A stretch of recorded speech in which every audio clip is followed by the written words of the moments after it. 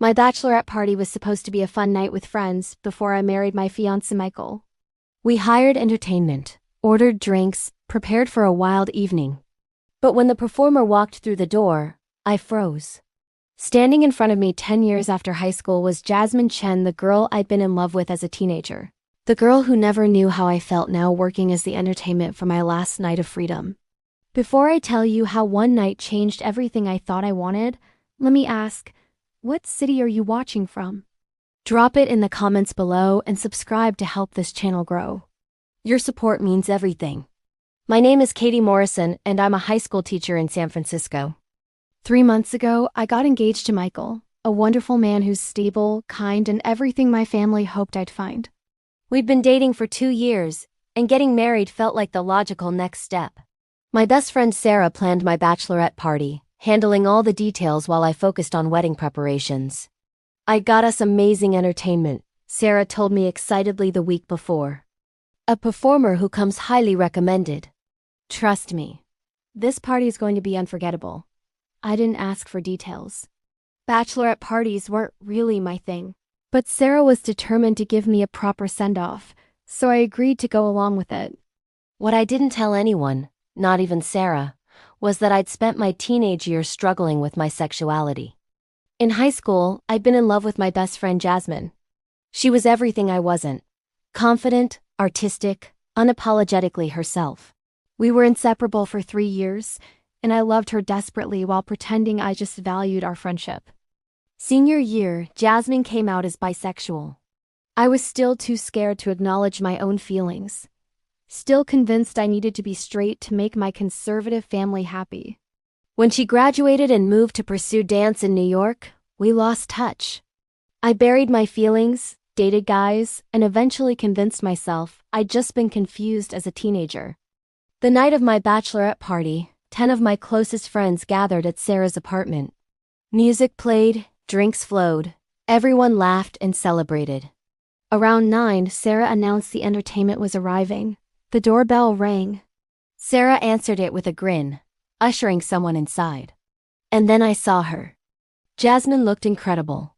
She'd always been beautiful, but now she carried herself with a confidence that took my breath away. She wore professional performance attire, her long dark hair flowing over her shoulders, and she was scanning the room when her eyes landed on me. I watched recognition flood her face, followed by surprise, then something I couldn't quite read. She recovered quickly, professional smile sliding into place. "Good evening, ladies," she said, her voice exactly as I remembered. "I'm here to make sure the bride has an unforgettable night." The next hour was torture. Jasmine performed professionally, entertaining my friends while I sat frozen, trying to process that my high school crush was here. At my bachelorette party, 10 years after I'd last seen her. Every time her eyes met mine, something sparked between us. Memories of teenage friendship mixed with feelings I'd never fully dealt with. My friends were oblivious, laughing and enjoying the show. But I could barely breathe, watching Jasmine move, remembering how I'd felt about her, feeling those same feelings resurface with frightening intensity. When the performance ended, Jasmine collected payment from Sarah while I escaped to the bathroom, needing a moment to compose myself. I stared at my reflection, engagement ring glinting on my finger, and wondered what I was doing. There was a soft knock on the door. "Katie? It's me. Can we talk?" I opened the door to find Jasmine standing there. Professional persona dropped, looking vulnerable in a way I remembered from high school. "Hey," she said softly. "I didn't know this was your party. Sarah just gave me the address and client name." "It's okay. You were great. Very professional." "Katie, I need to ask you something, and I need you to be honest." She stepped closer. "Are you really happy? Because you looked absolutely miserable during that whole performance." "I'm fine. Just surprised to see you. It's been 10 years and we used to tell each other everything." "Don't start lying now." Her eyes searched my face. "Talk to me. What's going on?" The concern in her voice, the familiarity, it broke something in me. "I'm getting married in 2 weeks to a man I care about but don't love. I'm pretending to be someone I'm not because it's easier than dealing with who I really am. And seeing you again made me realize I've been running from myself for a decade. She was quiet for a moment. Are you saying what I think you're saying? In high school, I was in love with you. Completely, desperately in love with you. But I was too scared to admit it, too worried about what people would think. So I watched you come out and be brave while I stayed hidden. I took a shaky breath. And seeing you now, I realize I never stopped having feelings for you. I just buried them. Jasmine's expression shifted through multiple emotions. Katie, I had feelings for you too. Back then, I thought you were straight. Thought I needed to get over my crush on my best friend. That's part of why I left, why I didn't fight harder to stay in touch. It hurt too much to be near you knowing you'd never feel the same way. The revelation stunned me. You felt the same way? For 3 years. I dropped hints constantly, hoping you'd notice, but you never did. Or I thought you didn't. She moved closer. Are you telling me we both spent high school in love with each other and neither of us knew? Apparently. We stood in that bathroom, years of missed opportunities hanging between us. Finally, Jasmine spoke. Katie, what are you going to do? You're getting married in 2 weeks. I know. To someone you don't love. I care about Michael. He's a good person.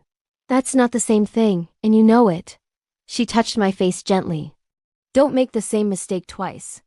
Don't spend another decade hiding from what you really want. What if what I want is impossible? You have a life, probably a relationship. I can't just destroy my engagement because my high school crush showed up at my bachelorette party. I'm single. Have been for a year. She smiled sadly. And Katie, I'm not just your high school crush. I was your best friend. I knew you better than anyone. And the Katie I knew wouldn't settle for a life that didn't make her happy just because it was easier. People change. Do they? Or do they just get better at hiding? She pulled back. I'm going to give you my number. If you want to talk, really talk, call me. If you don't, I'll understand. But please, think about what you really want before you commit to a life you're not sure about. She left and I returned to the party in a daze. My friends were still celebrating, toasting to my upcoming marriage, while I processed the bombshell that Jasmine had felt the same way I did all those years ago. The next week was hell.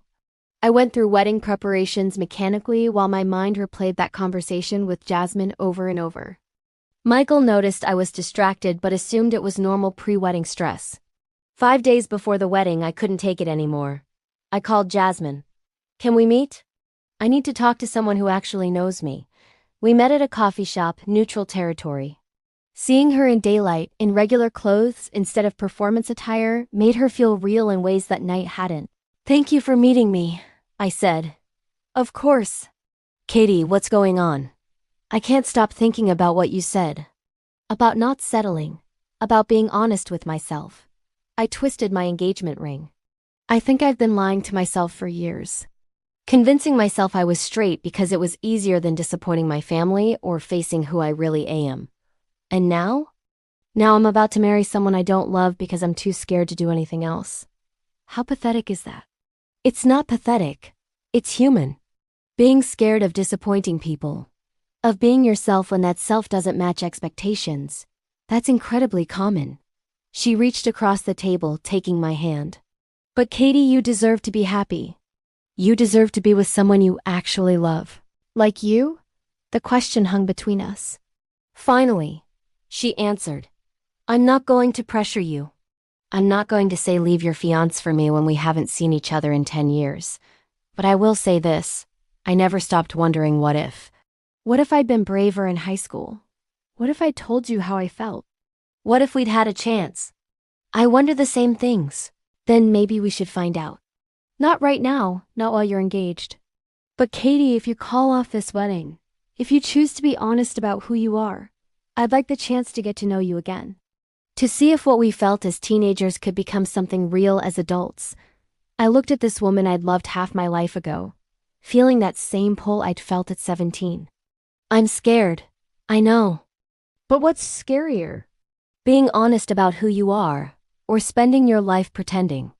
That night, I had the hardest conversation of my life.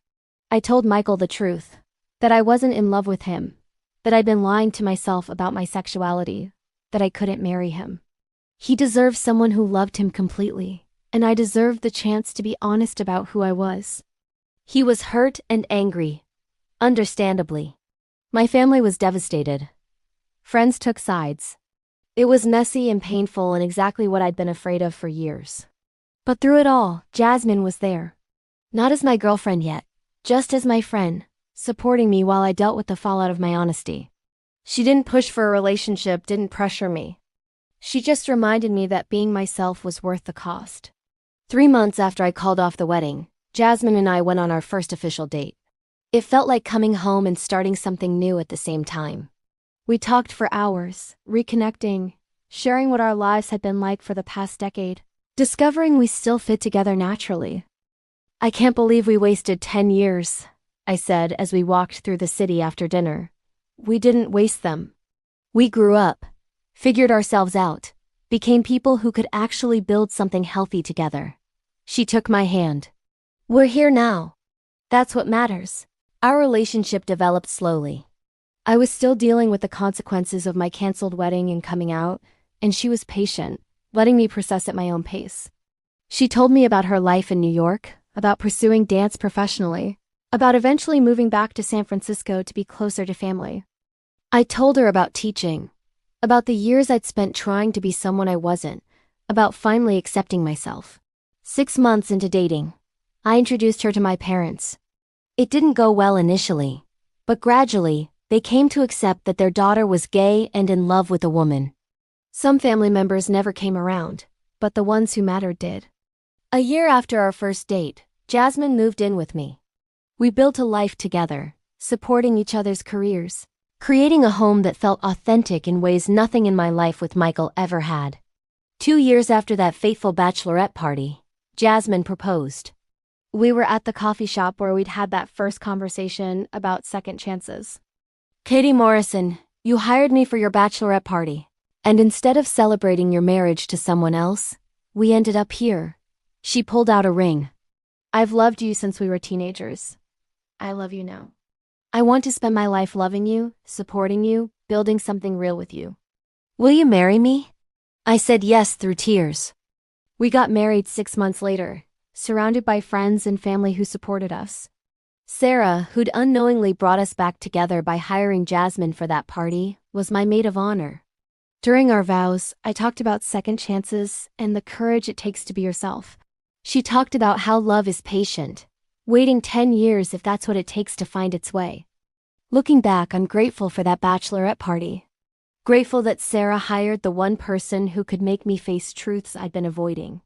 Grateful that Jasmine walked back into my life when I needed her most. People ask if I regret hurting Michael, canceling the wedding, disappointing my family. I tell them I regret lying to myself for so long, but I don't regret choosing honesty. He found someone who loves him properly. My family eventually understood.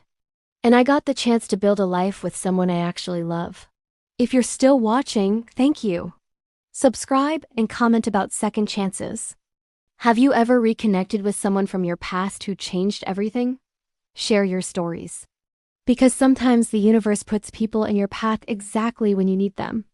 Sometimes your high school crush shows up at your bachelorette party to remind you who you really are.